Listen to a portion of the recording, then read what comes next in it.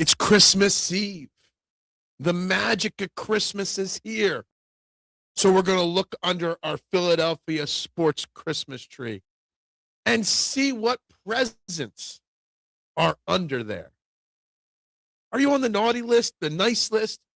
Who deserves the biggest lump of coal in Philly? Trending in the AM, a very special Christmas Eve edition. Guys, we're live, taking your thoughts and opinions on all things happening in sports in 30 seconds.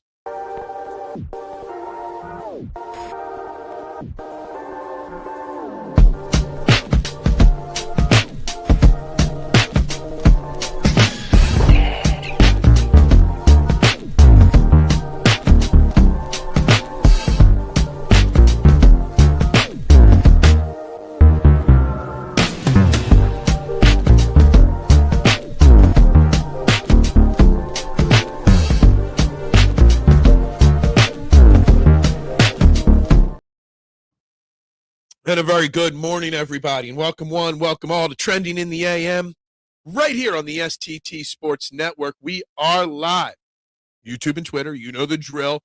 Whichever platform you are watching on, you smash that like button, you share this out, and you subscribe to the STT Sports Network YouTube page. Whether you're watching this live or on replay later, hit those buttons.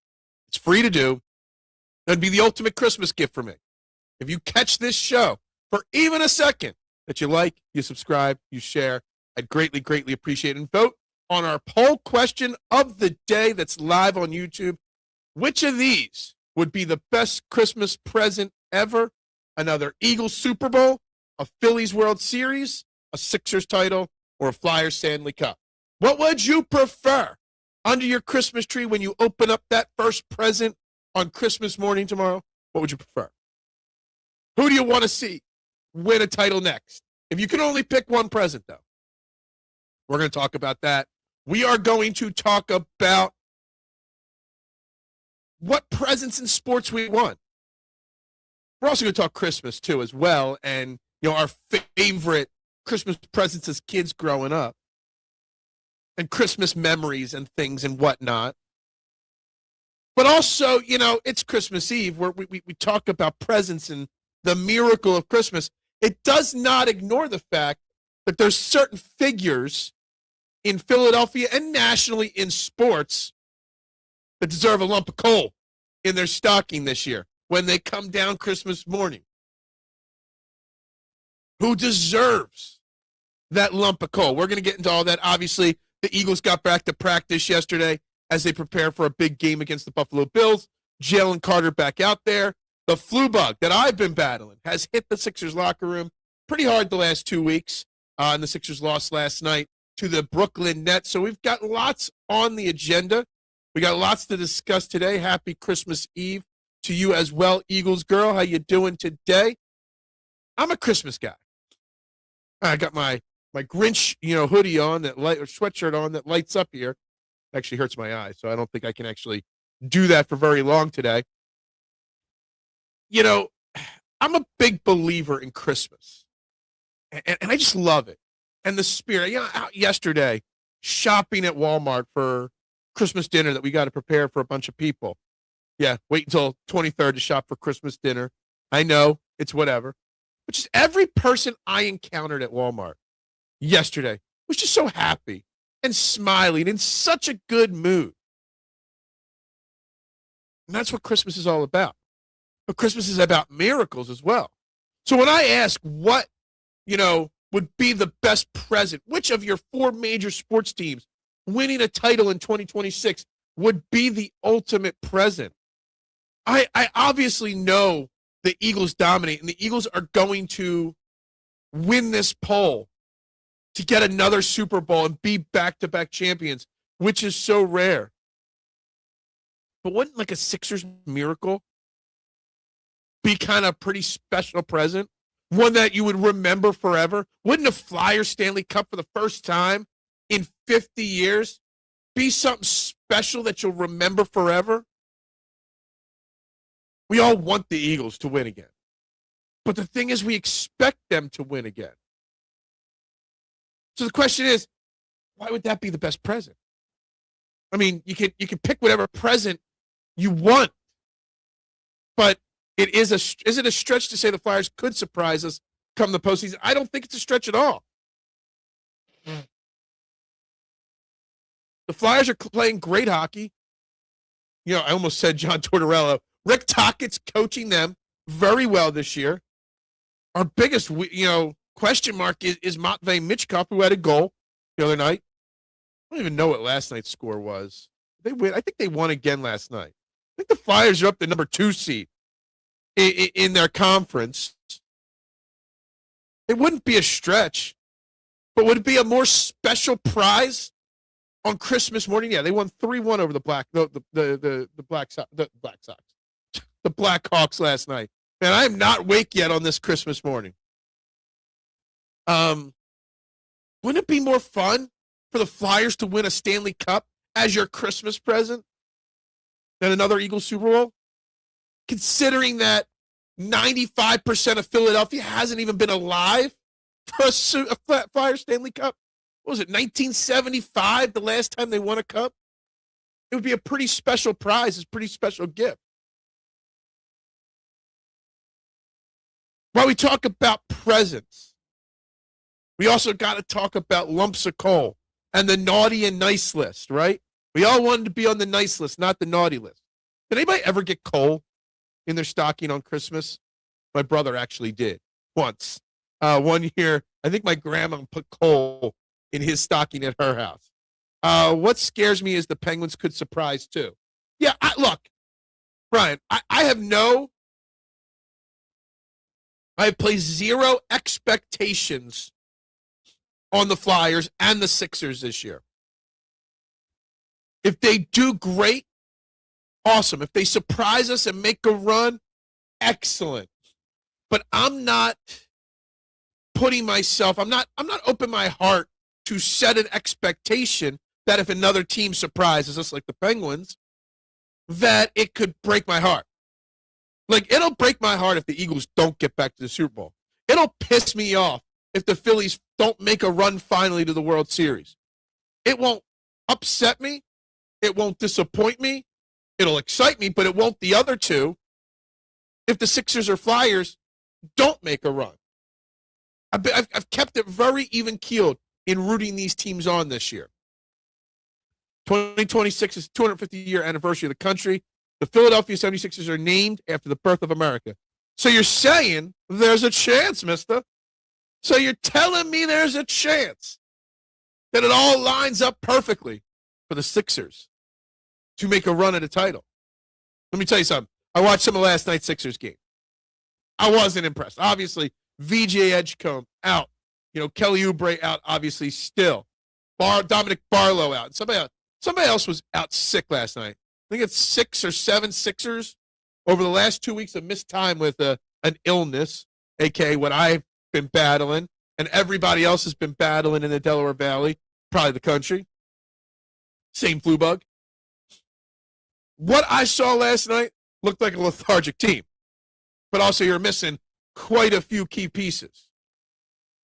Yes, and Embiid, did they ever actually say anything? I know he came back into the game, and I got kind of bored. And I kind of switched it off last night.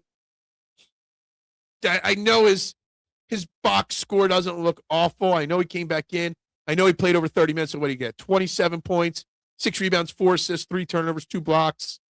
Yeah, I mean, it was an okay game. He had a +1. I don't want to say I ever root for an injury, but I almost to an extent prefer watching the Sixers team when Embiid's not on the court. Andre Drummond's more classic center, but knows his role. Adem Bone is more a modern-day center, but doesn't really develop much. Letting the young guys run is such a better. Grimes was the other guy that was out last night. Such a better idea, in my opinion. Good morning, Adam, and yes, Merry Christmas Eve to you as well. I hope, Adam, you get a giant present under the Christmas tree, whatever you want, that you get it.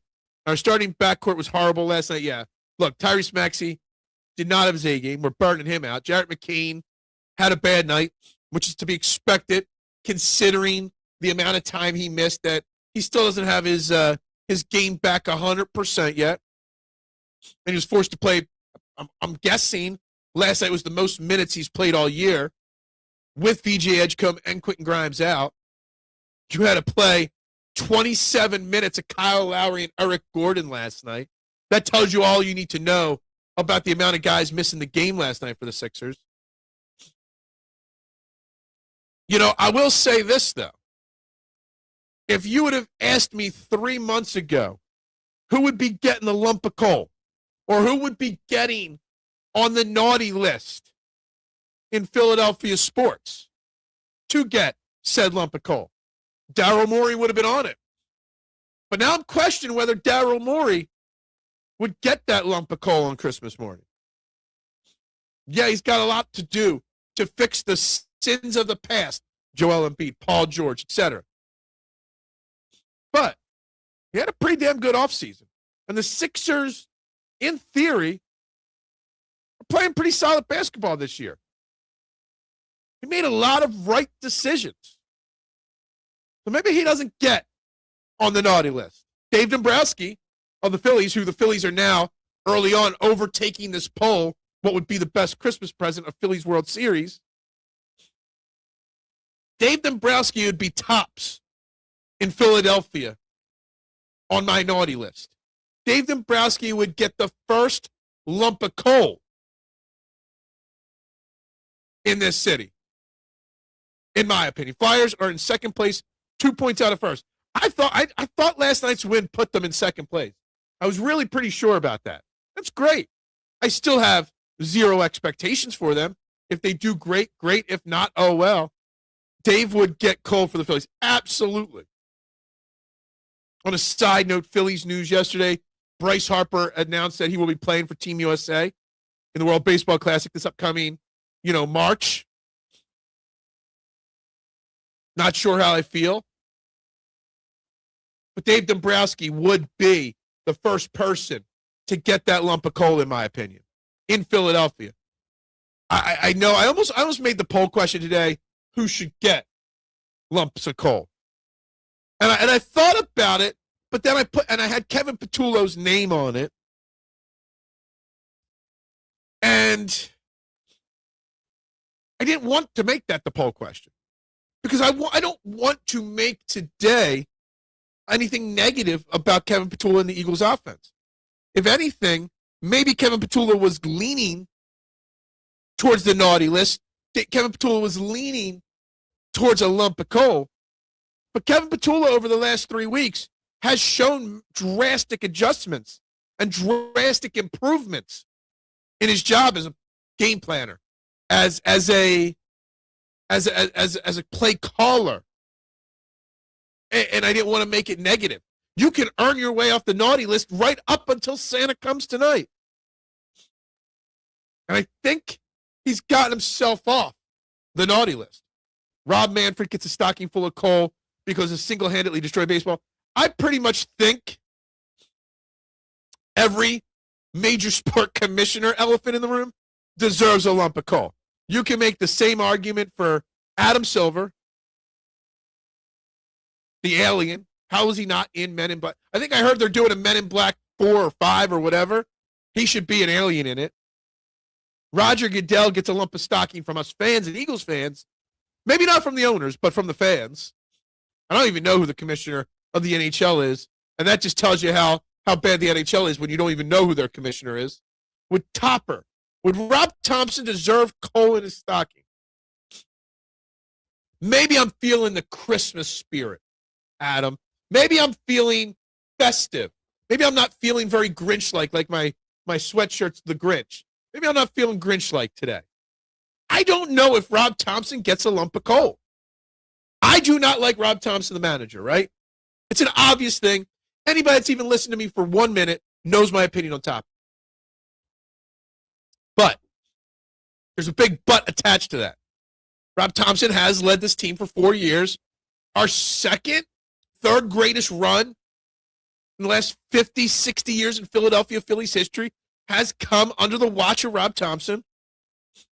So maybe Rob Thompson doesn't get a lump of coal. Maybe Rob Thompson just doesn't get the big present. right? You know, I was thinking, what was my favorite present as a kid growing up? Born in 1980, I'm 45 years old. For reference sake, okay? We used to get our Christmas presents under the tree. But then there was always one big present for the family on top of the pool table in the basement that Santa would leave all the Stiefel kids. I don't remember what year it was, like 1990, maybe 89, 90, 91, somewhere in that range. We got our first Nintendo. Original NES, just with Super Mario, Duck Hunt. That was all we got. We played that nonstop. And every year, we would get something big. I remember the year we got our first desktop computer to play Oregon Trail on. And it does other things too. I don't know if Rob Thompson would get the big present on the pool table, but Rob Thompson would get some crayons. Ooh, crayons. He would get crayons and coloring books and maybe a new coffee mug and a new tie. So he deserves some presents, but no big presents, in my opinion. Roger Goodell definitely got 10 pounds of coal, and all the refs and umpires do too. Officials in sports, I'm not even wasting money on the coal for the officials in sports. I'm sending them to the coal mines to dig up the coal for everybody else as a punishment. Roger Goodell, definitely. But the owners love Roger Goodell because he makes some money. 92, I was 5, I got the WWF wrestling ring. It's funny, like, I loved wrestling as a kid, okay? Loved it. Junkyard Dog was one of my favorite. Remember the wrestling cartoon on Saturday morning cartoons where the wrestlers would save the day? But my parents would never support my enjoyment of wrestling back then. Never got a single wrestling toy back then, ever. My favorite gift was Nintendo Duck Hunt and Mario Bros. Yeah, when I got that first package, I don't remember what year. 90? I think it was about 90. It was so great. We played that so much on Christmas and Christmas break. So much. Yeah, I mean, if you didn't die of dysentery 47 times in your childhood, you did not live, right?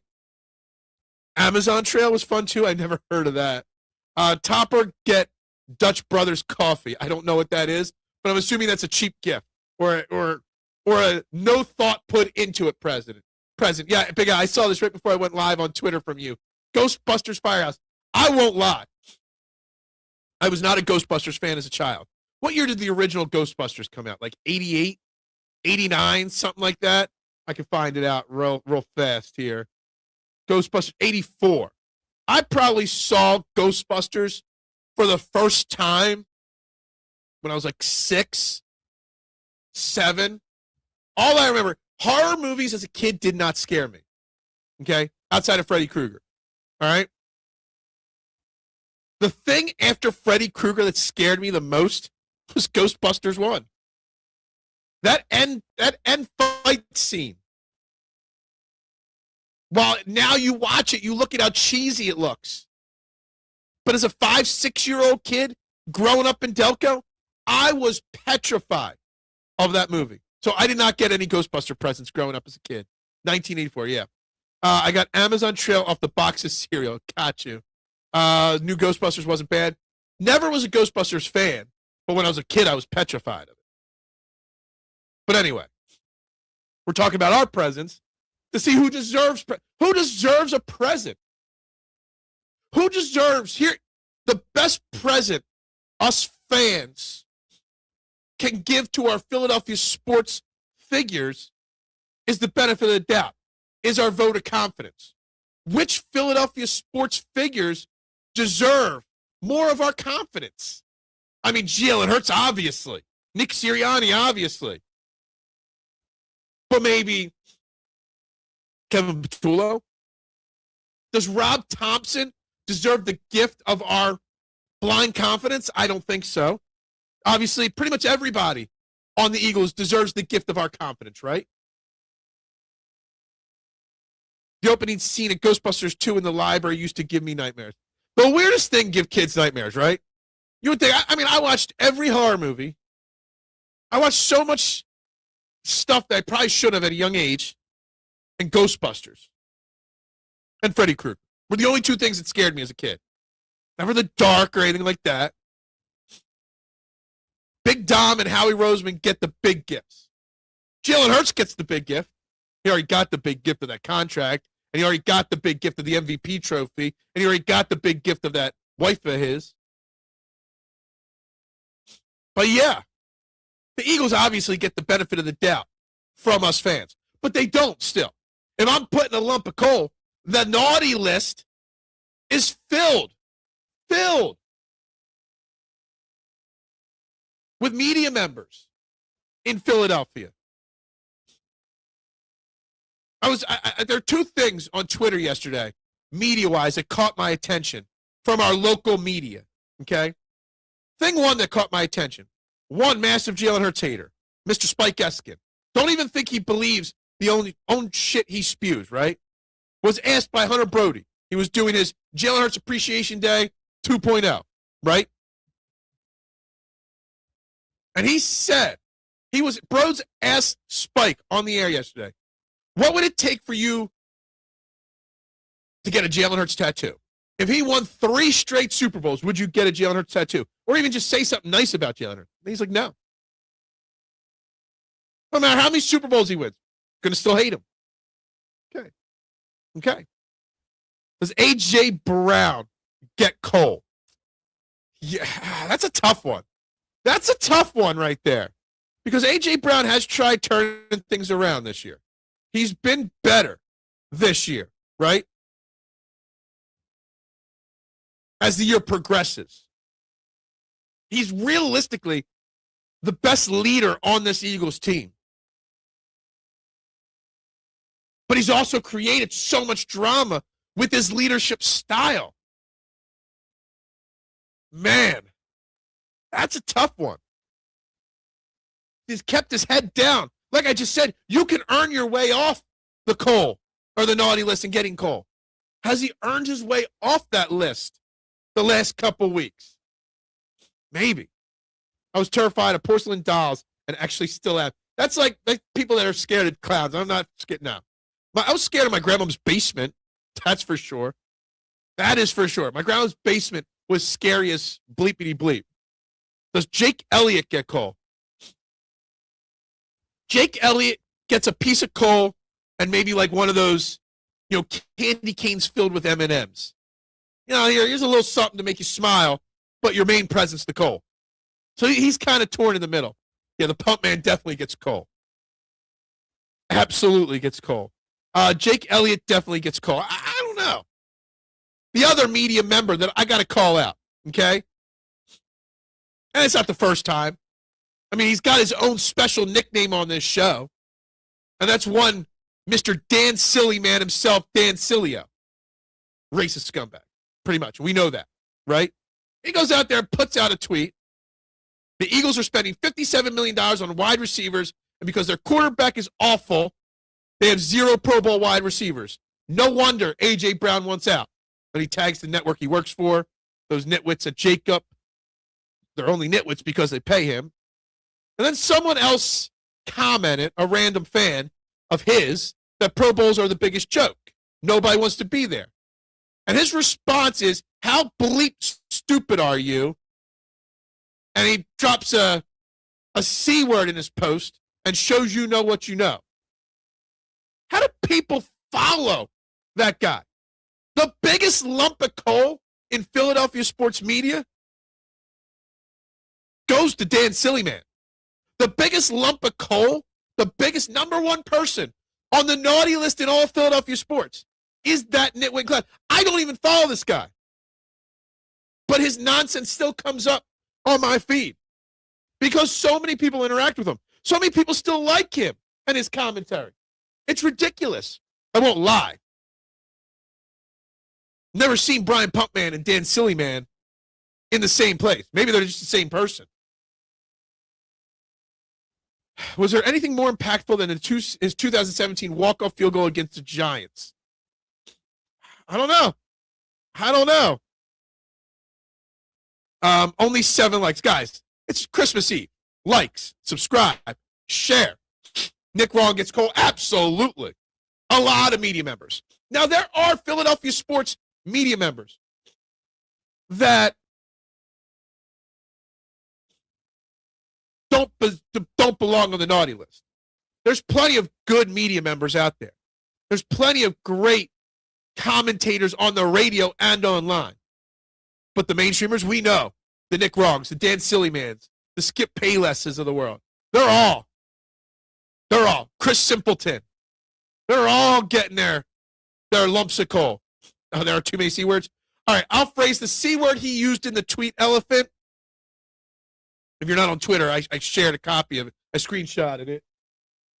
Involved what it goes the C word that would involve something about what Tim Saunders, the Flyers radio announcer, got busted on a live mic for saying. Said, while you're down there, that would make that guy the C word. I automatically go to the British C word. Oh, yeah. Stephen A. Smith and Skip Payless get called. Absolutely. I mean, I don't even know if Santa Claus would even waste time delivering Skip Payless his lump of coal.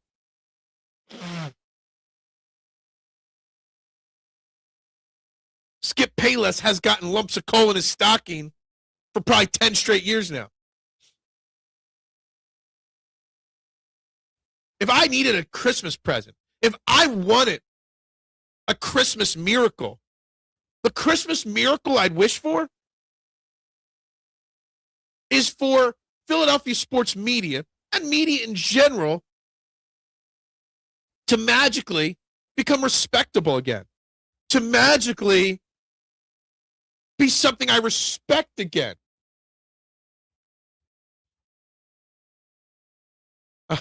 So you understand what I'm saying now. You deserve a present under the tree for politely guiding me to the right. I was trying to find a way to politely say that, okay?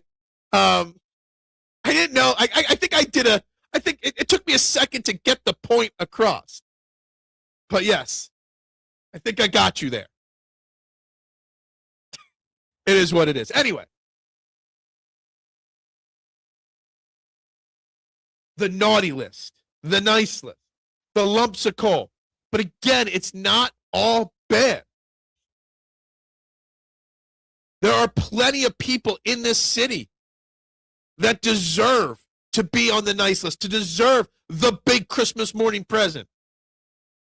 The Sixers are awful, Marshawn says, but there are still Sixers that deserve to be on the nice list. Tyrese Maxey being one of them. VJ Edgecombe.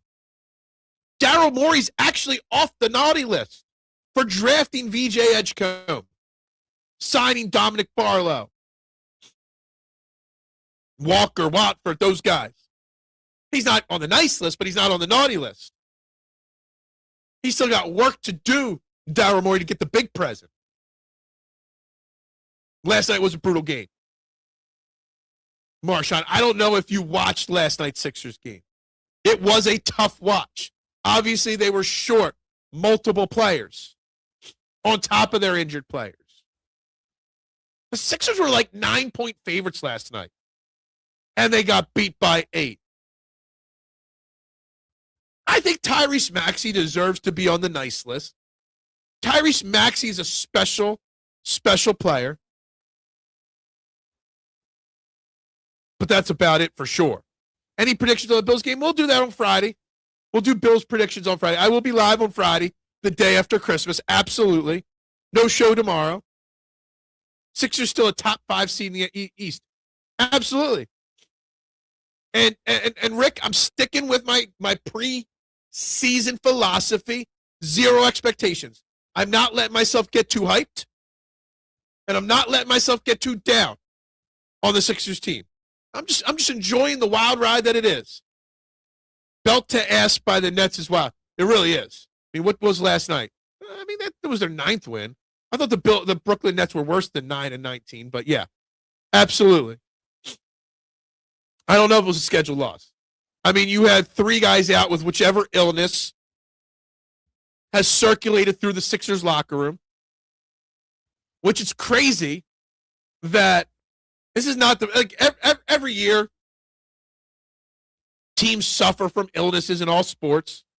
That shit spreads through a locker room really fast. But I feel like it's 2-3 times every year that the Sixers have these illnesses. It's like, dude, hire some freaking sanitizers. Have we forgotten the process? Absolutely nobody. All right, I think that's fair. That's fair. Maxey might be Santa at this point. He might be.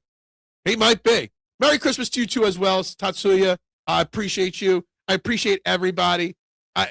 You guys are the gift that keeps on giving. By coming here every single day, hanging out with my wild idea that doing this show is a good idea. And I love each and every one of you for it. Flyers to second seed in the East. It's a great time to be positive. Airing of grievances is over. We're positive.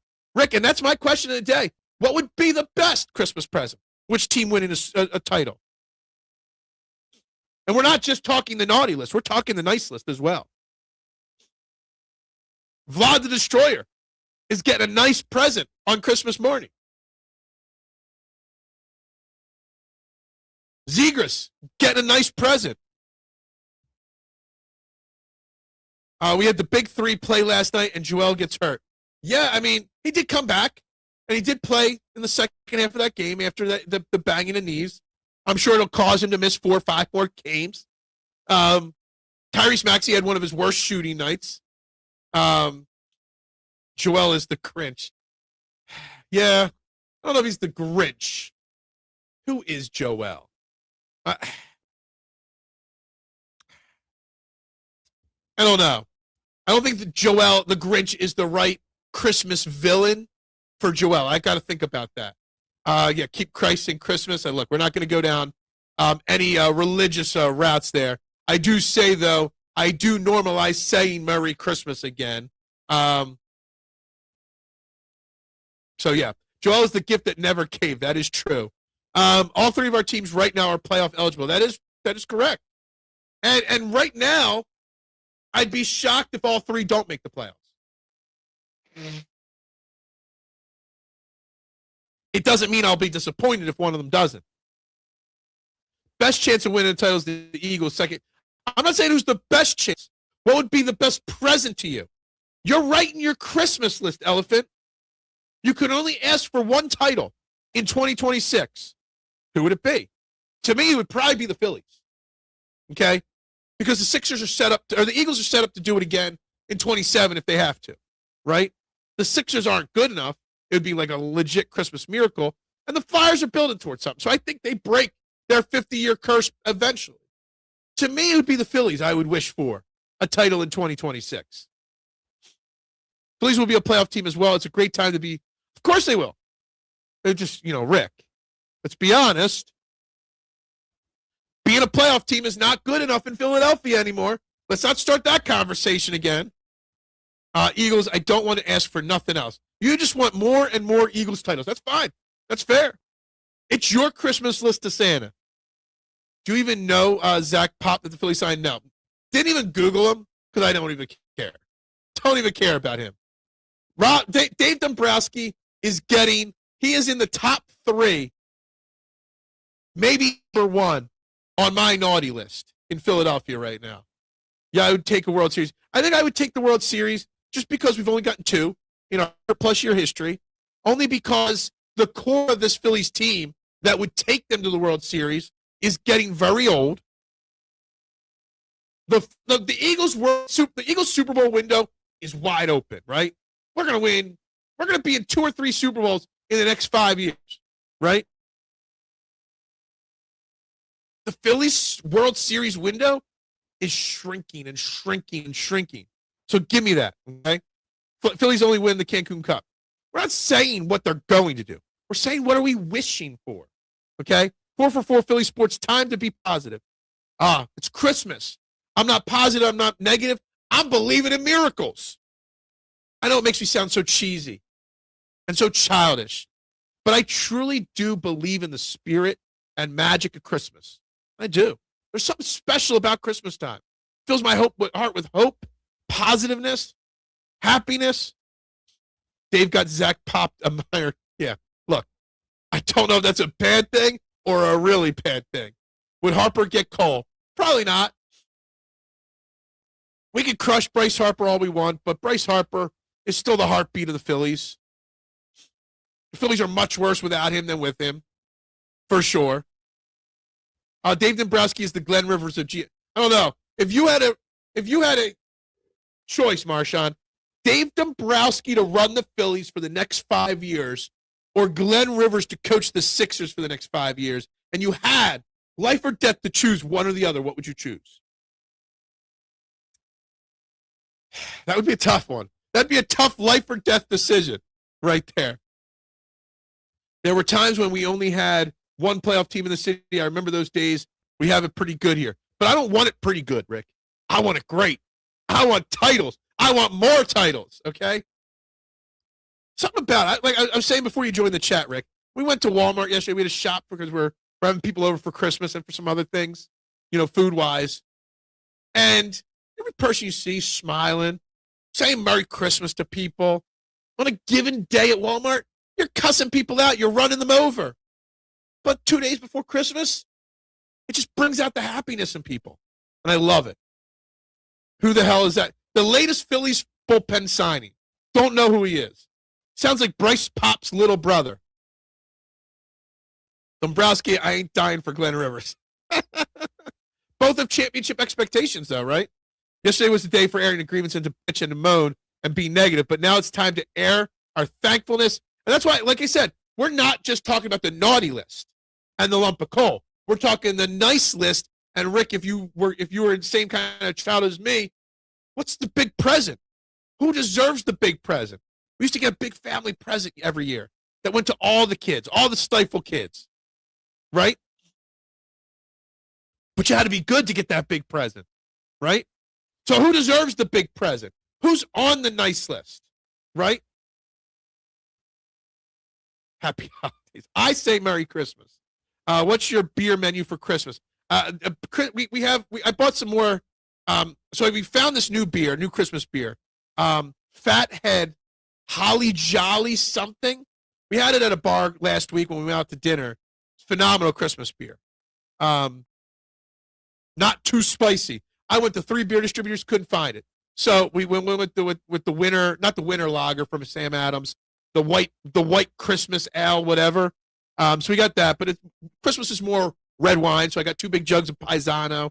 I got this sugar cookie old-fashioned recipe that I want to try making tomorrow night. So we're going to go sugar cookie old-fashioned as well. Dibes is in the house. Merry Christmas, my man. Hope you are wonderful today. And I hope you have a great holiday. I really do. Zach Pop-Tarts, yeah. What's a worse loss, Kawhi shot or Touch 'em All Joe? Touch 'em All Joe. Touch 'em All Joe's worse. Because that was for the title. All right? Tequila for Feliz Navidad. I'm not a tequila person. Christmas is a Jack Daniels kind of holiday for me. So I saw this recipe for an old-fashioned. You put brown sugar, vanilla, you muddle it together, you put in your bourbon, you pour little cocoa bitters. I got all that. So we're going to do that. For sure. That'll be the after dinner drink tomorrow. Dives, here's your, he's not, I don't know if he's a principal now, but he's definitely a bigwig now, we'll just say, right? He's too good for us content creators anymore. Good morning, Doc. Merry Christmas to you. Okay? Got a major job promotion for you. Had to cut back big time. Hey, we miss you. I mean, it took me I don't know when you took that step back, but it took me probably 3 or 4 weeks to notice you were gone. Sorry. That's the Grinch coming out in me, okay? Sorry. I'll put my lights on for you. It took me a few weeks to notice you missing. What's on the Christmas menu? I got a really nice filet. Nice one of the whole fillets. I'm going to roast that. Cook that nice and low and slow in the oven. I'm making homemade crab cakes. Making homemade scallop potatoes. I'm going to do some kind of honey glazed carrots. Like the whole little baby carrots. Roast them up real nice. Got myself a banging Christmas. I mean, I didn't come up with it. My wife came up with the menu, and then I got to do all the work. So that's on today's agenda.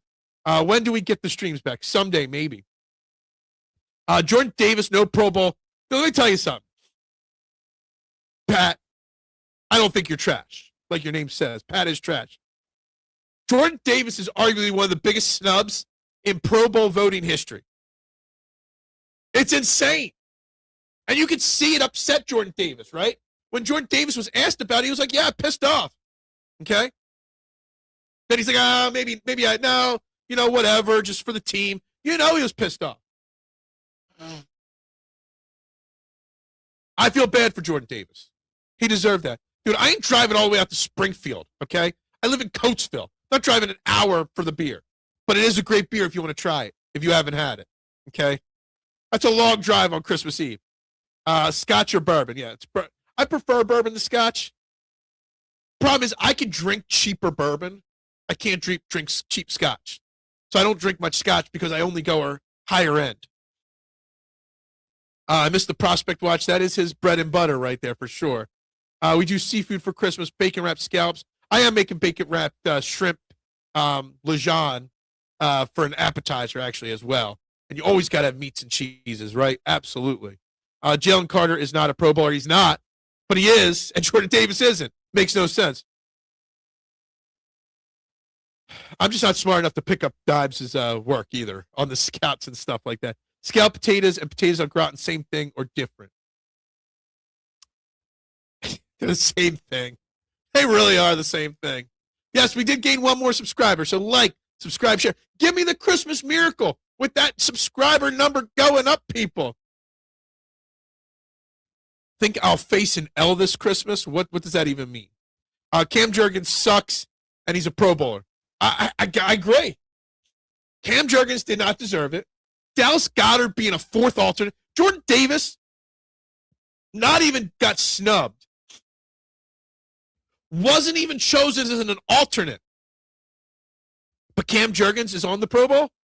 Is that a sign of how bad the center position is in general in football? Or did they just get it wrong? Jordan Davis will eventually get it. I don't care about eventually. It's that getting initially voted on that means the most. Okay? Because 5 alternates choose not to go, and then you get put on it. Yeah, you still get the little tick mark on the check sheet, but it's not the same as getting picked. Ordered in for dinner this year because family dinner tomorrow, having slow cooked spare ribs, roasted cauliflower, and crab. I'm not eating anything but leftovers tonight. Tonight's all about prepping for tomorrow. Got to get up early, go to my sister's house for brunch, see all the kids on Christmas morning, all my nieces and my nephew. Then it's home to cook for people. So I got a lot of prep work to do today. Today's the prep day. I'll have Christmas music on the Christmas. I got to clean the house a little bit. That's why the wife pampered you for your birthday. She was setting you up for the Christmas dinner grind. I mean, yeah, pretty much. Anytime we have people over, it's all the grind. I'll jump on your show for a weekly 10-minute segment on the NFL draft. You are welcome anytime you want. We can record it at your leisure, Dibes. Anytime on your leisure. Jordan Davis should have gotten out this year. Should have. He should have gotten a Pro Bowl. That's it. Anytime Dibes wants, he's always welcome. A lot of times guys get on the Pro Bowl the year after being deserving to get on, a la Jurgens and Carter. That is true as well. That is true for sure. Jurgens got it for last year's performance. Must be. He didn't get it on this year's performance. Seriously, though, how good is Quinion Mitchell? Saying Q could end up best Eagles quarterback. I said it when he was drafted on this show. I said it during the rookie season countless times on the show. Not disrespectful to Eric Allen at all, that as long as he stays healthy, he will go down as the greatest Eagles cornerback of all time. Is it a stretch to say that Quinion Mitchell and Cooper DeJean are one of those great Christmas presents that keep on giving? Is it a stretch to say that Q and Coop are already the best duo in Eagles history at cornerback? I don't think it is. Got a lot of great hazy IPAs in the beer fridge. Yeah, we got beer, we got wine, we got bourbon, even got a little vodka. Okay? Christmas miracle would be the Phillies signing both remaining Japanese free agents. That would make me believe in the miracle of Christmas again, for sure. What's wrong with doing a show on Christmas Eve? There won't be a Christmas Day show, but there's a Christmas Eve show. Always. Wife's making pasta salad and tiramisu for tomorrow. Today, I got so much to make. Rick in the chat. Yeah, no, we're no grievances. We're on the naughty and nice list, okay? Most overrated, most underrated Christmas movies, okay? Overrated is a Christmas, underrated is just Friends. It's a tough one because I love all Christmas movies. I could say this, that Home Alone is my favorite Christmas movie. Okay. Christmas Vacation was, but its excessive overplay on TV kind of has worn it out for me. And it's almost getting to the overrated stage. Bad Santa, is that underrated? Does it get the respect it deserves? I don't know. But that's my Christmas movie thing. I was a little disappointed. Last night I wanted to watch like classic cartoons like Charlie Brown Christmas and Rudolph the Red-Nosed Reindeer. And they weren't on TV like they usually are.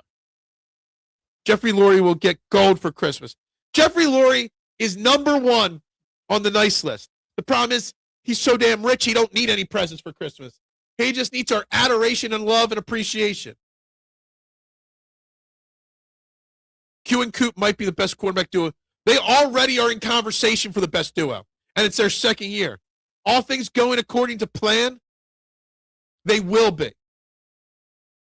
I'm not a huge, as an Italian, I find tiramisu extremely overrated.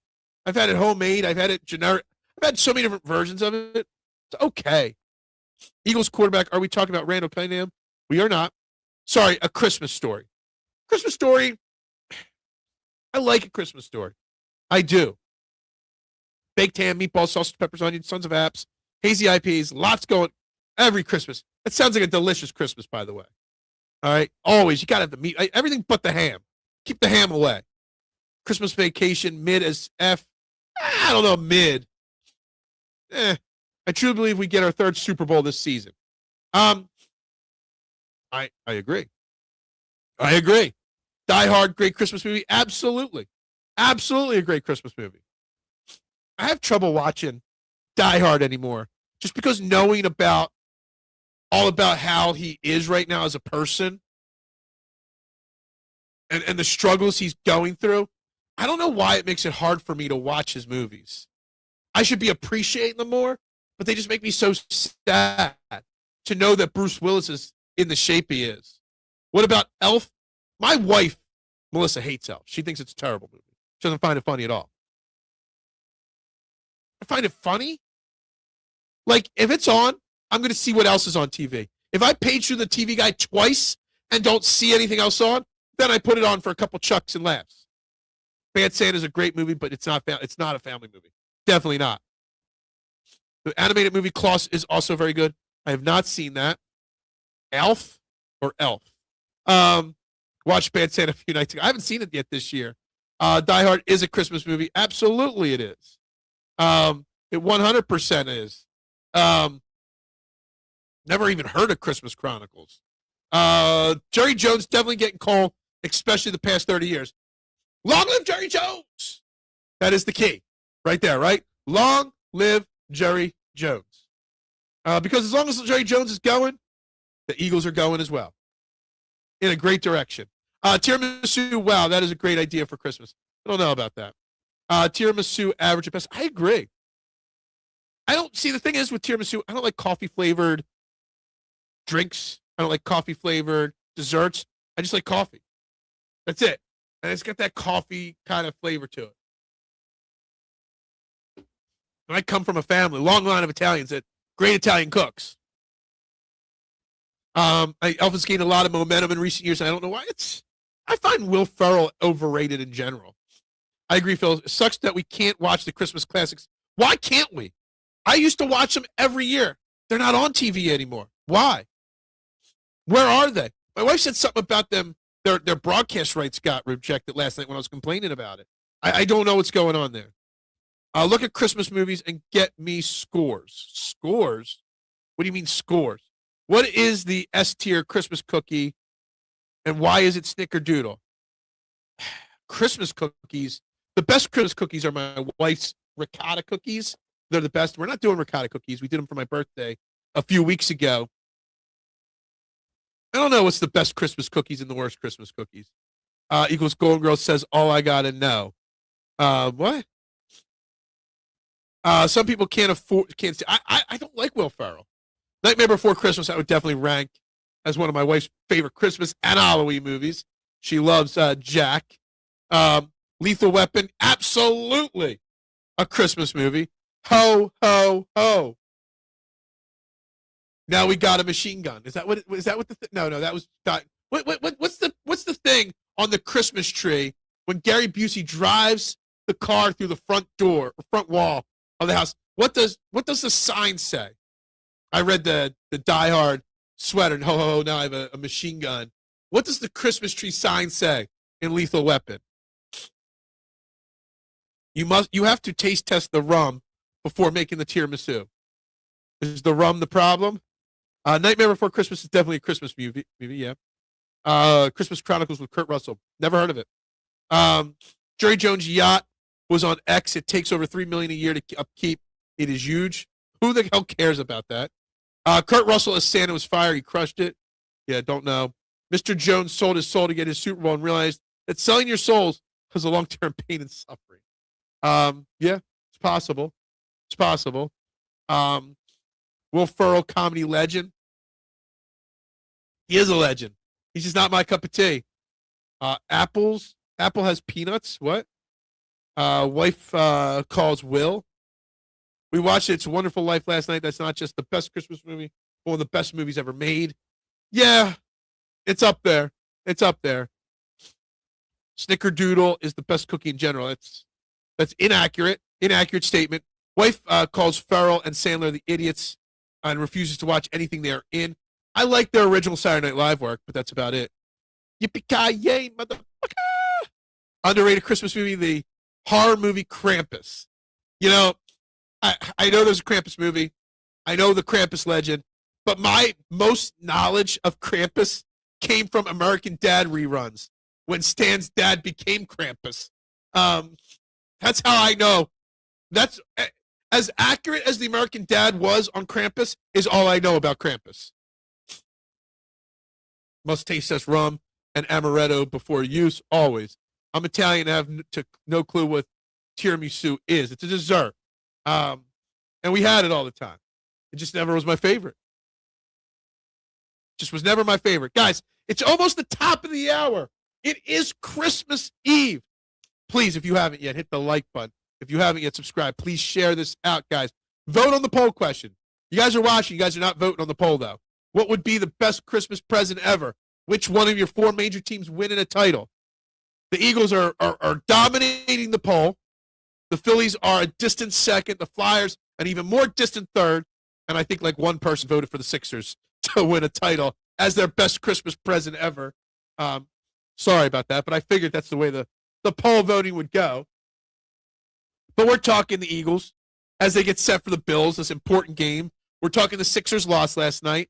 We are talking our naughty, nice list in Philadelphia. Who deserves a lump of coal on Christmas morning? And what was your favorite present as a kid that you opened up? Mine was my first Nintendo NES, about 1990. Played Mario Brothers nonstop that morning. Didn't want to go to Christmas dinner. It was a pretty special present. So I want to know all those things. Code Red. Yeah, I mean, I actually kind of want to watch it. Sounds fun. Stupid, silly, but fun. Some year I'll watch it. I expected to hate Code Red, and not going to lie, it was pretty entertaining. Anything with Chris Evans and The Rock is entertaining. Mind you, I'm assuming you all saw the new Avengers teaser for Doomsday. But anything with those two is entertaining. They're not all going to be great movies, but they're all going to be entertaining. Great Christmas wish would be all four teams winning a championship and say, oh, yeah, that's like going to sit on Santa's lap and asking for the Red Ryder BB gun, plus a brand new bike, plus your divorced parents to get back together, plus for your dead dog to come back from, like that's like asking for miracle upon miracle upon miracle upon miracle. So you can only have one. You can only have one big present a year. Would Wentz get called? Would Terrell Owens get called? No, Wentz would not get called because we don't win a Super Bowl without Carson Wentz. You know, Terrell Owens, You would have asked me that 20 years ago, I would have said yes. But now I don't blame Terrell Owens as much as I used to. So, no, they don't get cold from me. Avengers Doomsday versus Dune 3 going head-to-head on the same week is going to be wild. Never seen Dune 1. Never seen Dune 2. I will not see Avengers in the theater either. I'll wait, but yeah. Cake layer espresso, rum amaretto, soaked ladyfingers, and whipped cream. Yeah. Can't wait for Avengers movie. Me and the family currently watching the MCU movies in chronological order. I've had superhero movie fatigue for years now, Rick. I can't lie. Even before Endgame came out, I had a superhero movie fatigue. Going to all those movies and the constant amount of them, it just became too much.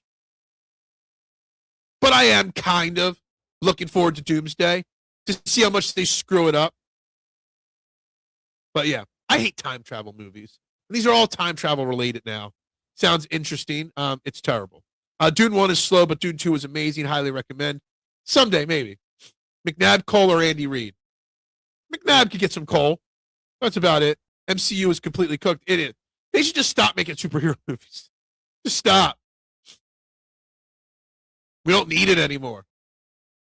Every time you say you come from a family of great Italian cooks, I think about the scene in The Godfather in the kitchen where Clemenza was stirring the tomato sauce and Sonny was flipping out. And he was teaching Michael, you got to put a little of this, a little olive oil, a little pinch of sugar. Yeah, and there you go. That's my secret. Tell the girl you love her. Such a great scene. What I love about that scene, mister, is how small that kitchen was. You got this big, giant mafioso family with all the money in the world. You get the tiniest kitchen. Reminds me of my grandma's kitchen, which was like 4 feet wide by like 6 feet long. And she used to pump out gigantic-ass Italian feasts for dozens of people out of that little kitchen, making the pasta by hand. You know, I'm grateful for. My wife finally wanted something after years of getting household presents. She deserves the gift I got her for putting up with my dumb ass. She got something she wanted. Uh-oh. There's so many jokes stuck that I want to make about what you're giving her, but I'm just going to say, I'm just going to keep it friendly. Okay? The new Fantastic Four was average at best. Why can't they make a good Fantastic Four movie, Rick? Like, why? This is the third incarnation. Why does McNabb get called? Because he's an asshole in the media and to the fans. It's his post-career, yes. The point spread is 1.5 for Eagles games. Bill's favorite still? As a comic book junkie, I always watch the movies. I personally don't get sick of it. Yeah, I just got sick of it. Yes. Doesn't move the needle. I don't understand why they can't. Pizzelles are always the great. My grandma used to make hundreds of pizzelles every Christmas season. All right? And she had this little tiny machine that she got from her mom. Okay? It made one pizzelle at a time. And she would sit in her kitchen for 3 days straight. Just one pizzelle at a time. Close the thing. Pick it up. There it goes. Next one down. Just keep doing it. We tried to buy her a new pizzelle maker one year. And you can make 4 at a time. She refused to use that present because she had to use hers because it was seasoned. It was her thing. It was crazy. Just not immediately after broadcast. Josh Allen playing on Sunday? I think he is. Is he not? Is he hurt? I don't know. My family would break my balls for twirling the spaghetti without a spoon.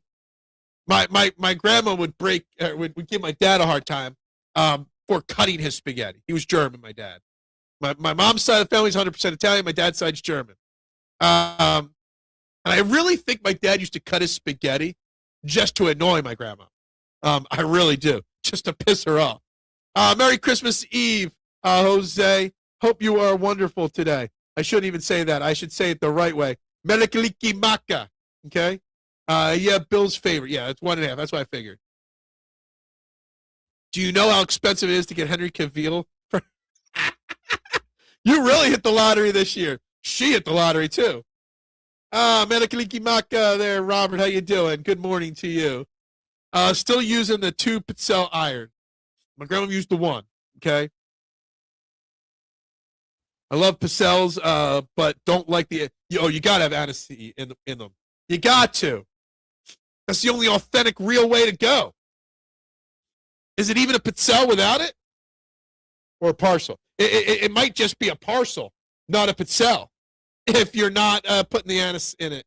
Is it anise? Anise? I always say anise. That's always what I said. But anyway, you got to. You don't put too much, but you got to put a little touch. You got to. It's a requirement. Anyway, and a set. Is it set? I just say it the way my grandma did. She said anise. That's just the way I remember it. Merry Christmas Eve, Bruce. Hope you are wonderful this morning. I hope you get everything you want from Santa on Christmas. And I hope the Christmas spirit continues to live on in all of you guys. I love Christmas. Can't wait to go upstairs after the show, light the Christmas tree, start doing the chores that I got to get done today. Can't wait. Play some Christmas music on the XM. Will we go Holly or will we go Jimmy Fallon Christmas? I'm not sure what channel I'll go with. Well, I continue the Christmas spirit. I should have the screen red today for Christmas. I just love Christmas. It always brings so many great memories, so many great feelings. I'm glad I'm in a part in life where we don't do presents anymore. My wife and I haven't bought each other presents in ages. We just don't feel the need to. We don't really do. We have my 4 young nieces and nephews. We'll get them something when we go on vacation next week, but that's it. We don't buy presents for anybody. So you get to really enjoy the moment of Christmas. And our Christmas, like, we have one neighbor next to us. She's an older lady. She lives alone. Her daughter's moved on, married. They're out of town. So we heard she was going to be alone. So we're like, why don't you come over and spend Christmas with us? So she's going to come over tomorrow. The meaning of Christmas, the spirit of Christmas, is spending with someone that I've spent 5 minutes in a year and a half talking to, but knowing she's going to be alone. Putting on a Christmas feast for her that she wouldn't have done by herself.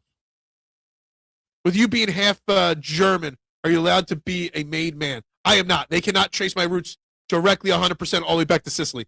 I am not a made man, okay? I'm like Jimmy, okay?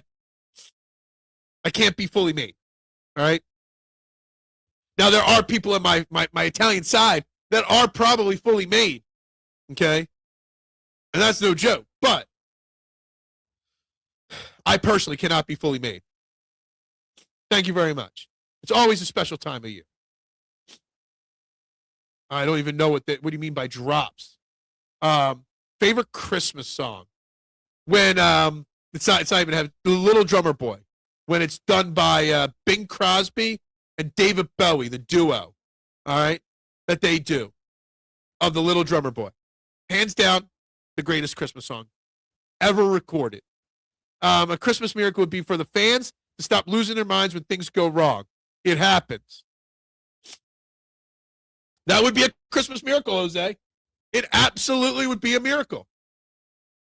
But that's what being a fan is, too. 0 to 10, how much football or basketball will you watch on Christmas? What time's the Chiefs game on Christmas? I don't even know what time. Because if my father-in-law is coming over as well for Christmas, he's a big Chiefs fan. That's not till 8:15. So I'll probably watch. There might be a little football in the background on Christmas, but I'll watch none of it. I'll entertain on Christmas and not watch football. And I won't be staying up late on Christmas night to watch the Chiefs game. All I want is to be happy and have the Eagles, Sixers, and Phillies be good. Well, you've got control over one of those. You can be happy. Yes, they did, Noobs. No, I'll give them a slight pass because how sick the team is. But it was still a disappointing performance last night against a bad Nets team. All football on Christmas, NBA is terrible. I'm so glad that my teams, the Eagles and the Sixers, are not playing tomorrow because I don't like to care about sports on Christmas. Thank you very much. Well, congratulations. That's awesome. I'm good to hear that. Good to hear that. What I want for Christmas to be is the pre-Tommy John version of Andrew Kate Painter. Well, maybe we see that. Maybe we see that. A frosting on a... Okay. All right. That could be good. Thank you. Well, that's awesome. That's awesome. The hippopotamus song. Dominic the Donkey. This is my wife's favorite Christmas song. Without a doubt, my wife's favorite Christmas song is Dominic the Donkey. Okay? 1,000%. You have not watched 1 second of basketball? I find that hard to believe, Marshawn. Or just on Christmas, you mean? Christmas miracle would be Bohm adding power. It'd be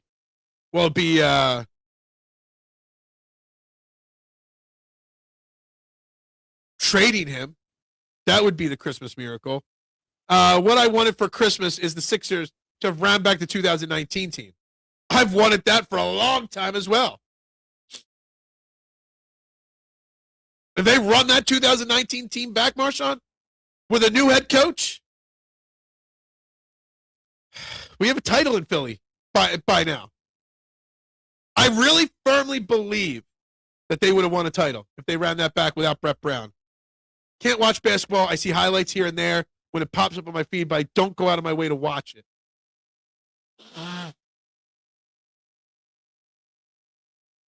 Considering how exciting the Sixers have been this year, considering how they've tried to turn a page, I've watched a lot less than you would think I have, Marshawn. Really. I really have. Jamming out to Dominic the Donkey in the car. Well, you had the son in the car. Okay, gotcha. Always, those are kind of memories that your kid will remember forever. I know I remember things like that with my dad. Bohm is who he is. Bohm is not changing as a player. Alec Bohm's not on the naughty list. Alec Bohm is not on the nice list. Alec Bohm is just Alec Bohm. He is what he is. He is who you thought he was. He's not changing. After a certain amount of years, there's no more developing. Players are who they are. Who would have been the coach? I don't know who would have been the coach. I don't know who was available after that collapse in 19. After you let Jimmy Butler go, etc. I don't know who the coaching circle was that off season. But again, they didn't choose Tobias Harris over Jimmy Butler. They chose Brett Brown over Jimmy Butler, and that was the problem. So if they would have moved on from Brett Brown, you might have kept Jimmy Butler and Tobias Harris.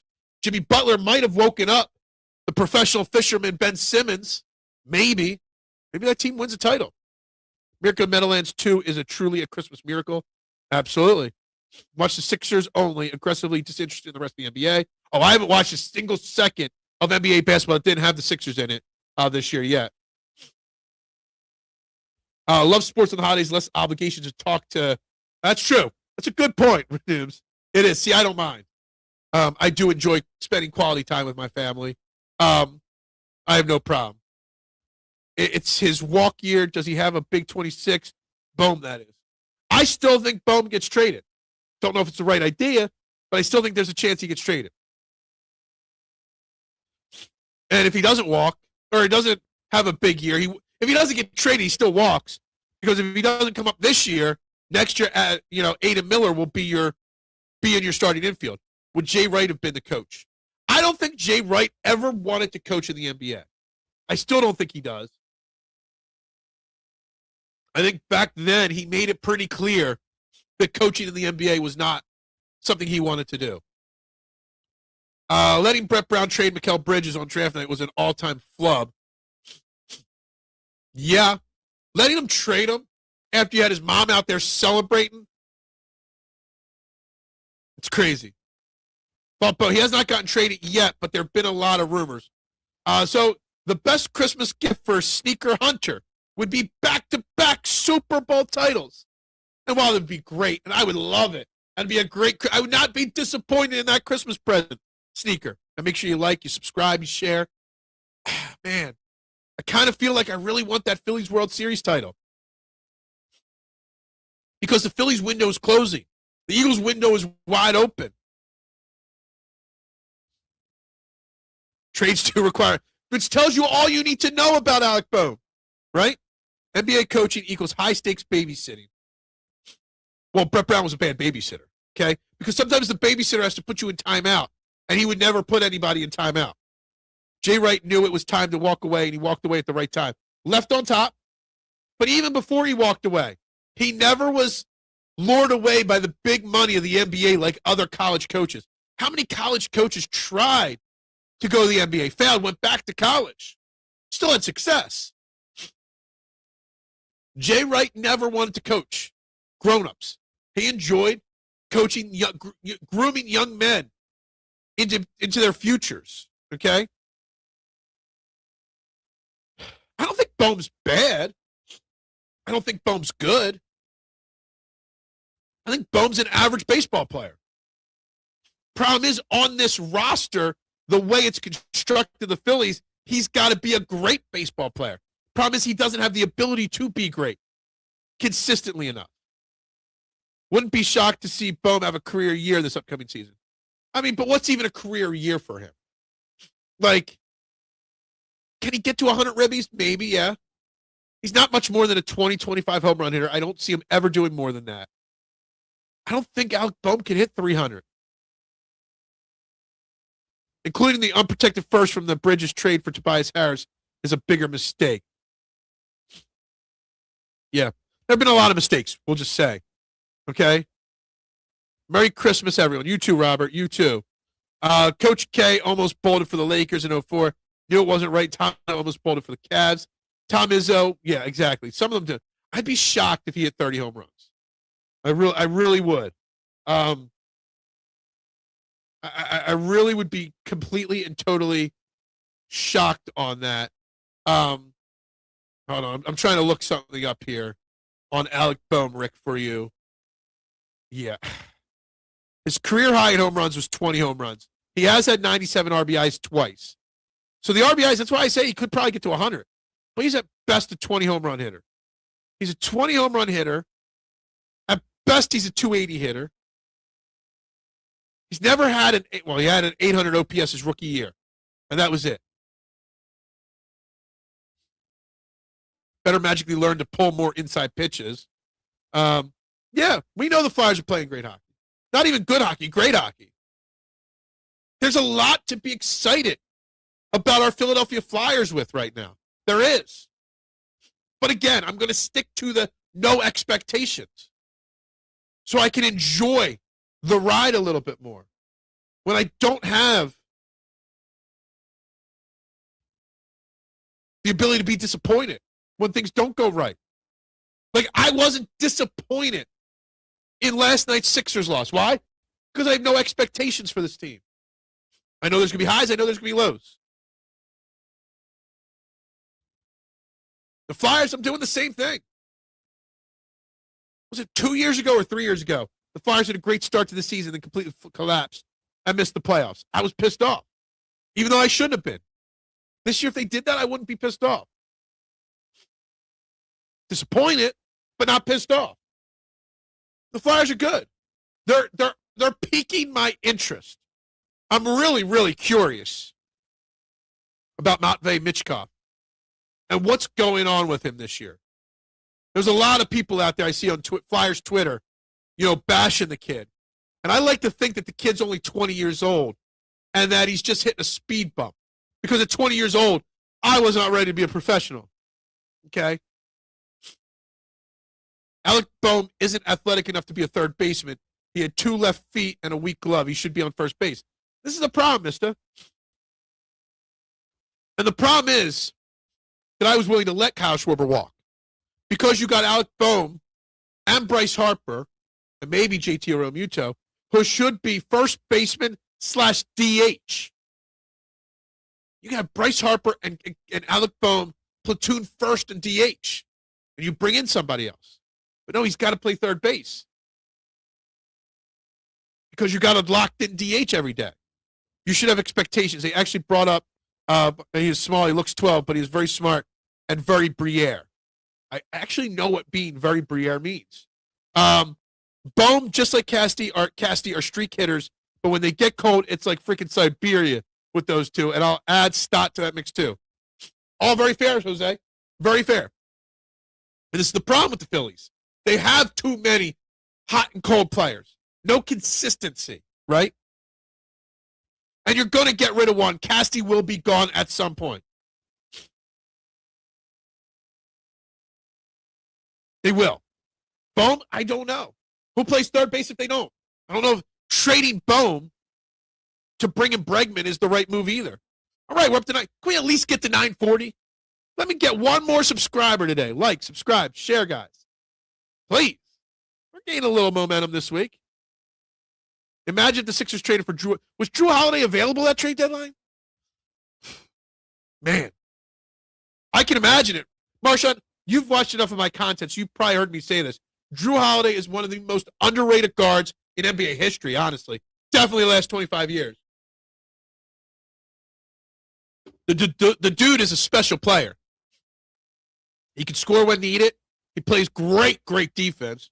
He's arguably an all-pro defensive player. For, what do they call the NBA? All-pro defensive player. He really is.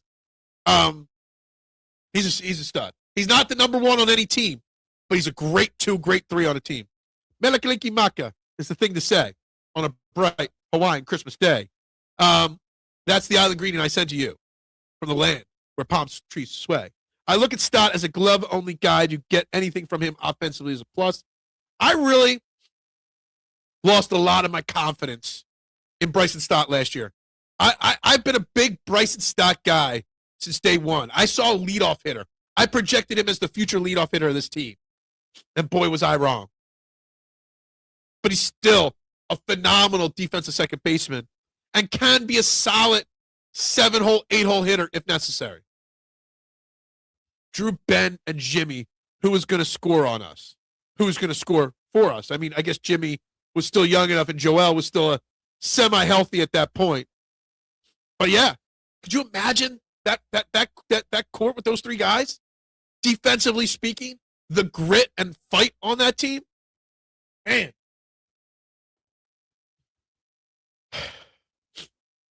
That would have been a pretty special team. Was Drew available, though, is the question, because I don't remember. Bryson Stott, A-OK. Not A-OK. An okay player, but not A-OK. Yeah, whatever. Anyway.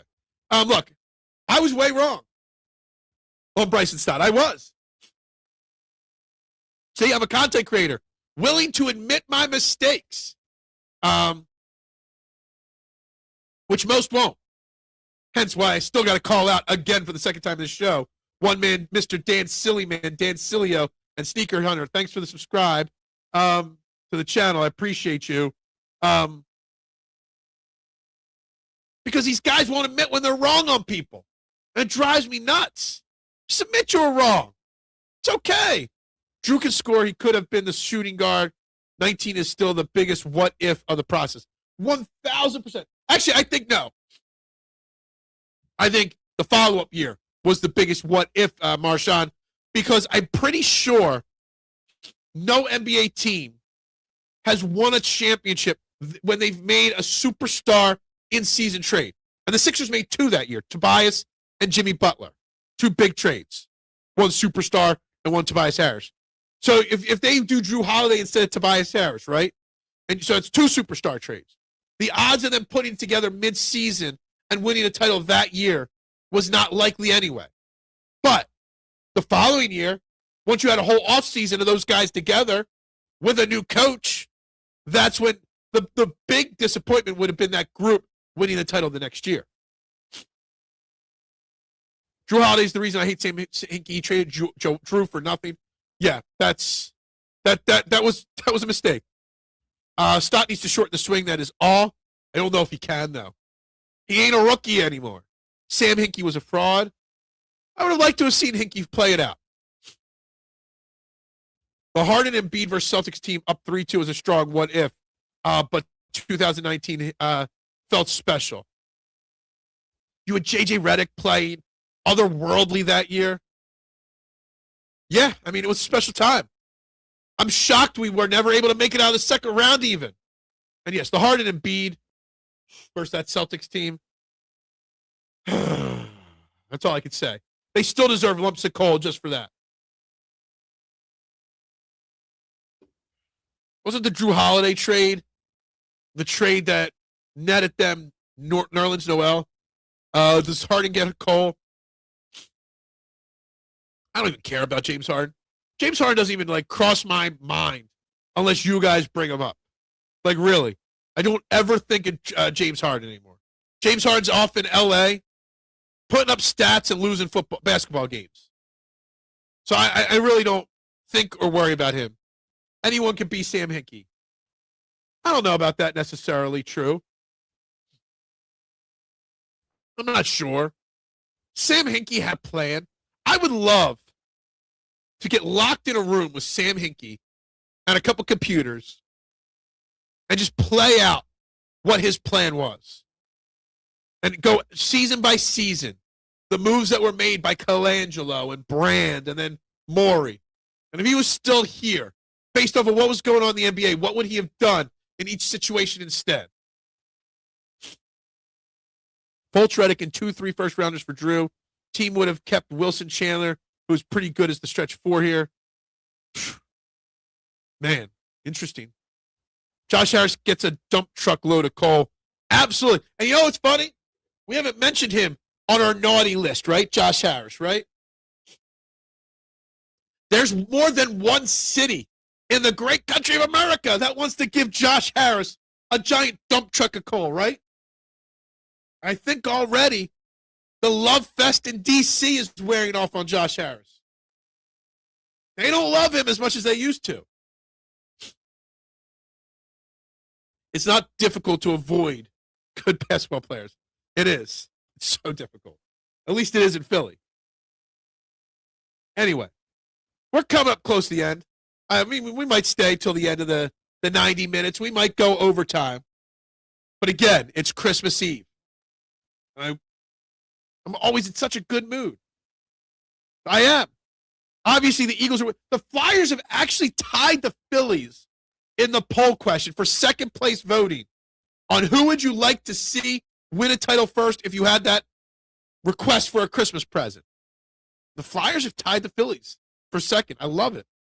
Sam Presti is what Sam Hinkie was, except Presti knew how to handle the other crucial aspects. Sam wanted just all the geek stuff. Yes, but the sarcastic side of me is, or the business side of me is, Sam Presti did do what Sam Hinkie did, except Sam Presti did not brag about it. The problem was Sam Hinkie bragged about tanking. Sam Hinkie printed tankathons and process shirts up to give out to fans. Sam Hinkie monetized tanking. Okay? Sam Hinkie monetized the process. Sam Presti just kept it quiet. He said, let's not brag about it. Drew Holiday played with so much heart. He was Philadelphia basketball. Absolutely. And he also, his story is really good. His wife was an Olympic soccer player, right? And I think it was a soccer player. She was an athlete. And she had brain surgery or brain cancer. And they've done so much good stuff in the community as well to raise money and charities and beliefs and stuff. They're just great people. Not only great basketball players, underrated basketball players, great underrated people as well. Pat Croce, yes, great, legendary executive in Philadelphia. Breaking the tie, go Flyers. But you got to vote on the poll. It's still tied on the poll question right now. Hinkie communicated with zero agents, zero continuity, community outreach, no other GMs unless he wanted something. It wasn't the tanking, it was the way he went about it. Yes, probably deep down inside, that's probably what it was. But I still want to know, I still want to sit and talk to him about his plan. What was his next offseason going to be like? It's still something that intrigues me so massively. Hinkie massively overvalued second-round picks. That is true. Very true. It's something how Iguodala and Holiday left and did a decent job and got rings. Hell, Iguodala was a finals MVP. Andre Iguodala, like Drew Holiday, massively underrated career. Andre Iguodala was a damn fine basketball player. When he was in Philly and was supposed to be the next AI, obviously he was never going to succeed in that role. But you put him on a team with Steph Curry and Klay Thompson, let him play the role of the defensive guy, the athlete on that team, played it perfectly. Iguodala and Holiday aren't Hall of Fame players, but they're Hall of very good players. If we pick Paul George in 2000, we could go back and do all the what ifs with the Sixers. If you could have, we'll close with this topic. There are only about a dozen of you still in the chat right now. If you could ask for one Christmas miracle to go back in time on a what if, like drafting Paul George in 2010, what would be your biggest redo in Philadelphia sports? If you open your Christmas present and there's a magic genie in there, and you could do one do-over, what would it be? I don't know which one it would be. I don't know what do-over I'd want.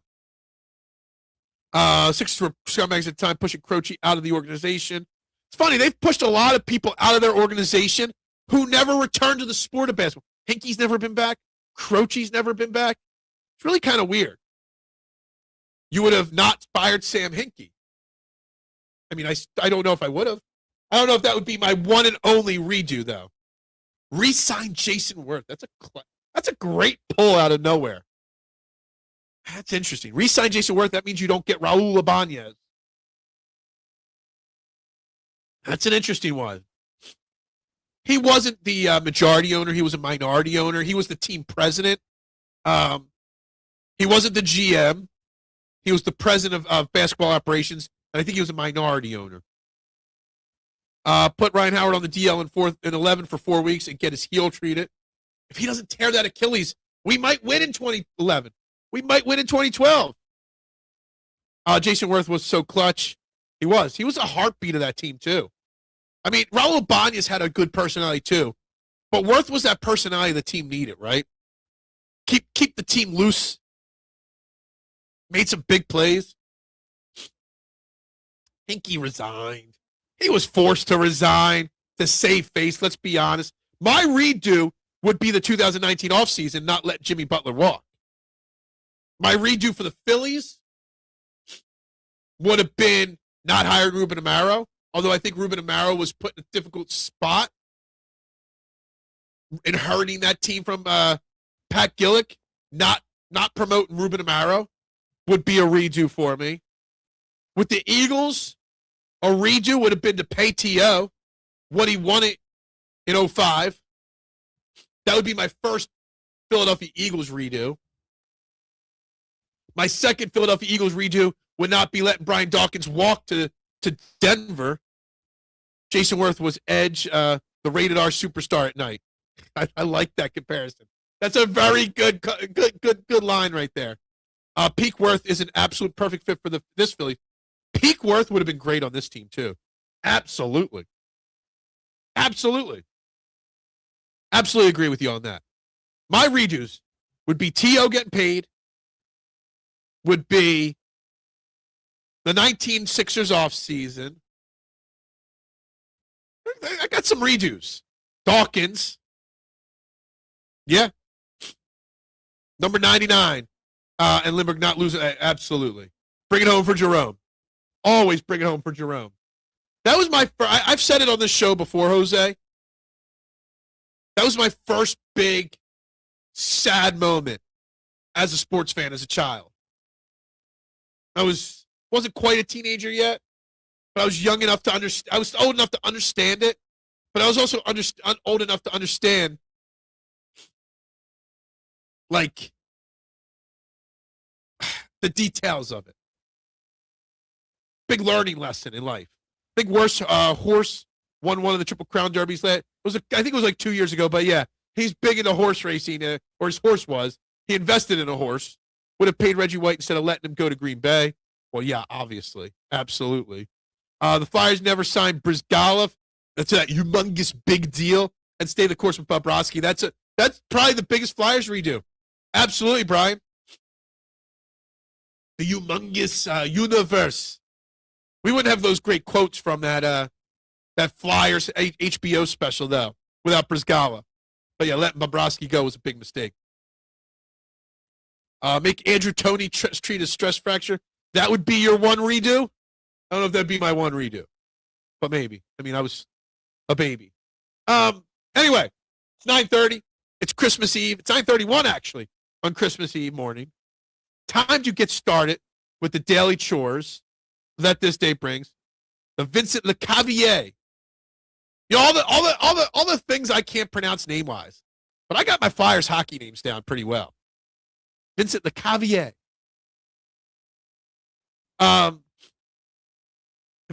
Flyers, a random Flyers redo would be not paying Chris Grattan.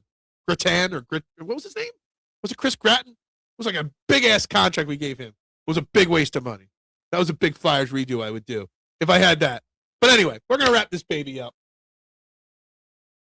We'll be back on Friday morning with another post-Christmas. We'll do our Bills-Eagles preview. We'll dive back into actual football talk. Adam, Merry Christmas to you as well, to your family as well. I wanted to say Merry Christmas to everybody, the Core 12, all the subscribers, all the followers, all the fans, all the supporters, all the love.